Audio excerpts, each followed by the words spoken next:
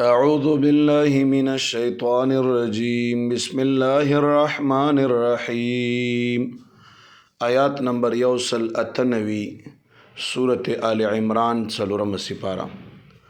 لیکن الذین لیکن هغه کسان نتقوا چې پرهیزګاری کړې ده ربهم د خپل رب نتقوا چې یریږي ربهم د خپل رب نام دواړه معنی صحیح دي.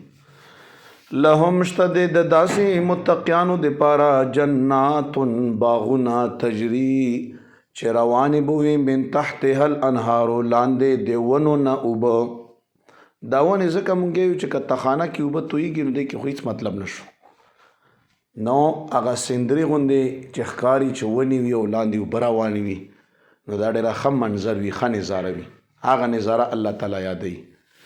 خالدین فیها همیشه بوي په دې جنتونو او باغونو کې نزلا من عند الله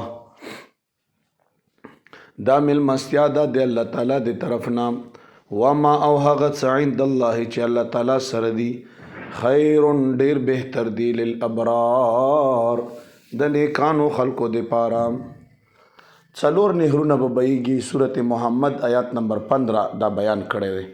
وانهار من ماء غیر آسن وانهار من لبن لم يتغیر طعمه. دی اوبو نهر د شاتو نهر د شرابو نهر د شودو نهر او دا د الله ملمستیا دو.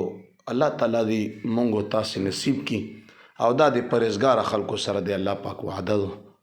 صدق الله العظیم.